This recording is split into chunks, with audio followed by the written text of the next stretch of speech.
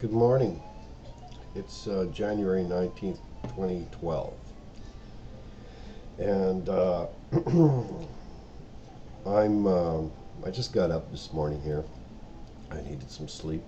And I wanted to take a picture of me, uh, a video of me when I just woke up, what I look like when I just wake up, and when I just get out of bed. And my motivation for this was basically just to be natural. This is me. I'm a natural person. I just got out of bed. I haven't even had my coffee yet. I do have coffee, like a lot of people when they first wake up. They kickstart themselves with a little caffeine.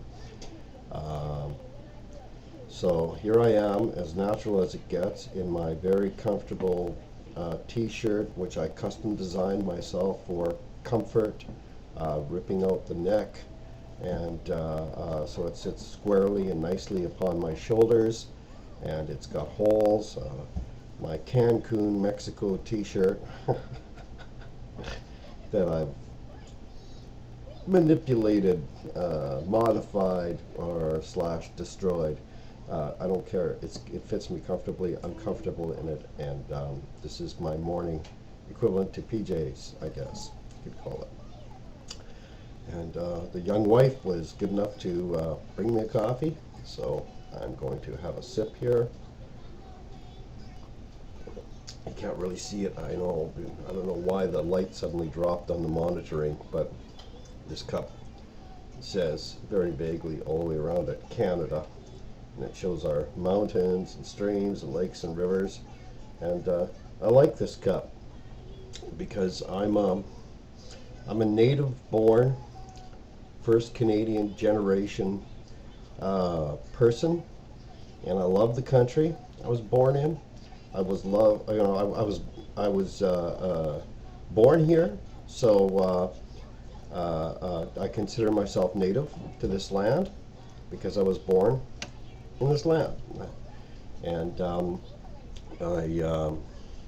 respect and do honor my indigenous native brothers and sisters who are also native born to this land and in many ways have more claim to this land than I have, and I respect that also, and I love these people. And many native-born Canadians do love their indigenous native brothers and sisters in this land, because anyone, I think, who was born in this land, just about anyone, there's always exceptions, of course, there's always exceptions, will learn to love our forests, our lakes, our streams, our rivers, and just the land. Okay, it's rugged sometimes, very rugged, and it's beautiful, and it's one of the last strongholds, wilderness type strongholds that this earth has. And so Canadians they tend to be a little defensive about this land. They want to kind of keep it natural. That they love this, and they don't want to see it disappear. The sad part is it is disappearing, and nothing stays forever, and it stays the same. And so, but we want to try to keep it, the way it is for as long as we can. I think a lot of us Canadians really do want that. We do love our land. And if there was anything that actually, I think, discourages Canadians from amalgamating with those United States of America, it is this: that Americans will not respect our environment, and they will just try to capitalize, and as they do, and as they have, and I understand it's all business. I understand that perfectly, but we really do love our land, and that's the one thing. Myself in my heart, like the natives here, the First Nations did before me, is that I view all of America as one land.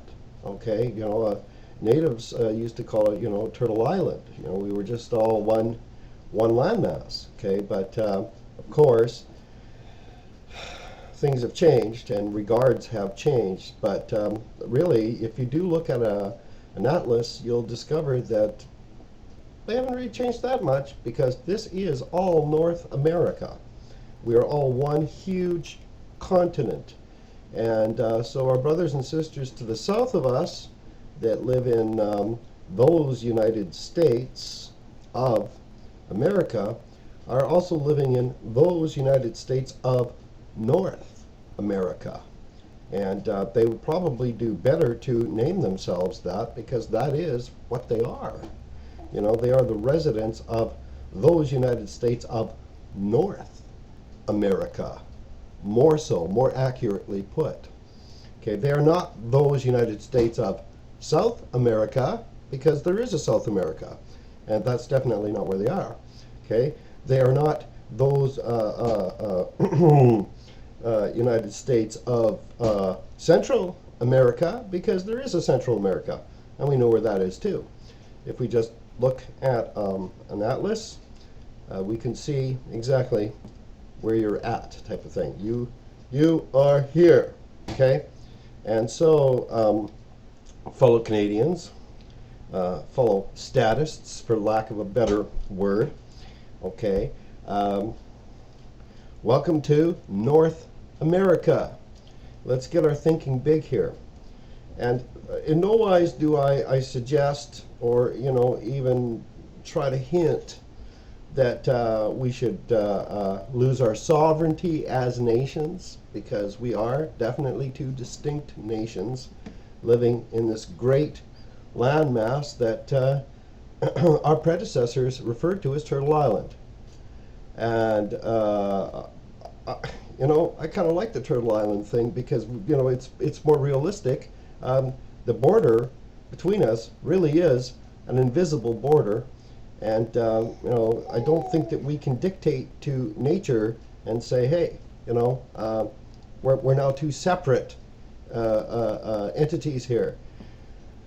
I suppose spiritually we may be, and I'm not too sure about what this polarization process is going to bring about, because I'm concerned. I'm very concerned for my brothers and sisters to the south of the border. I'm very concerned of what's going on in their nation. And I'm very concerned about what's happening north of our border here, okay, because it's not looking too good either. And what I'm seeing, it isn't pretty, okay? And if we study history and really look at the progression of world politics and what is occurring here today, they say history never repeats, but I'm not too sure about that, because we saw what happened with the League of Nations, now defunct, and the United Nations is really pulling a lot of things that is, in my view, they're very disrespectful to nations throughout the earth. And they do not respect other nations' sovereignty. And I really personally think that that's not a good thing. That's not a good thing at all. And I'm seeing, from my view, that because I can only speak from my perspective, but I don't think my perspective is so off when United Nations says jump, and my statist brothers and sisters, go, how high? And it would seem that that wonderful writ called the Constitution of those United States of America, actually these United States of America, but it's not these for people on this side of the border, but the Constitution of those United States of America, it seems like every amendment, every article, every writ that is in that Constitution has been stepped on, spit on, and and ground into the earth, and there's no one who respects that anymore. It's just like United States doesn't really have a constitution, and that's too bad. That's really sad. And I just hope there's enough people south of the border to take back their constitution and establish their sovereignty, because the United Nations is not doing a good job of things. And they're proving themselves to be very sinister, very untrustworthy people.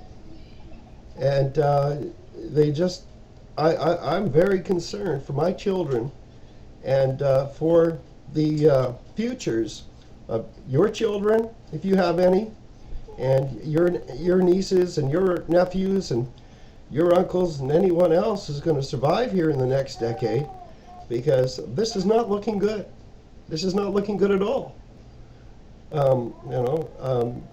like to love my brother, and I like peace, and make no mistake about it.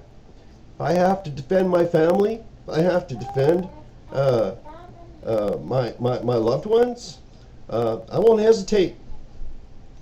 But having said that, I don't believe in going to war unless you've got a good reason. Unless you've got a really good reason. Not go travel overseas and hunt out war, seek out war, or get involved in somebody else's battle. What is that? That is not defending yourself. That is not defending your children, your wife, your kids. No, that's looking for a fight. That's bullying. And I just don't agree with what's going on at all here with foreign policy, and this is not right. This is all wrong. And I'm very, very concerned that if the right kind of change does not happen soon enough, I'm trying to put this delicately, there will be civil war in the United States this year. And I'm hoping not, and I'm praying not. But, people can only take so much. They lose their homes and their backs are to the wall. It's too expensive to eat. There's very few options available. We've got that hooligan called Obama. What is he really doing? Okay, does he make good on any of his promises? Not really, no. And if people think that they really are taking the troops out of USA to end their involvement in Iraq, think again, because what we're seeing here is a shuffle, and this has happened a lot. This little shuffle game is very, very common in history. They're regrouping, okay, and a lot of their military is being shipped to Israel. All right, they're regrouping, and they're regrouping for a reason. They're getting ready for something, and I'll probably discuss that in my next video. I just, well, I haven't even had my coffee yet, but I have very strong feelings about what's going on here, and I hope you do too, because I care, and I do keep my fingers on the pulse of what's going on in our nations today. And I just want to meet you as a natural person, just somebody just got out of bed, and hair all messed up and looking like a scraggly old, so-and-so or whatever. But that doesn't matter to me, because I am a scraggly old so-and-so. But that doesn't mean that I'm not an intelligent person. And I am just scraping to survive. There's no question about that. I'm not going to put on any airs here or try to impress anybody. But I've seen a lot in my lifetime. I'm not a young man. I've seen a lot. I've learned a lot. And I'm telling you, I see patterns here. Dangerous patterns that, young people aren't really all that hip to, that our public educators are not really, going out of the way to try to explain. We're in trouble. My advice is pray. Pray. You better pray. There's trouble right at the door, and you better pray. God bless you. I'll see you in the next video.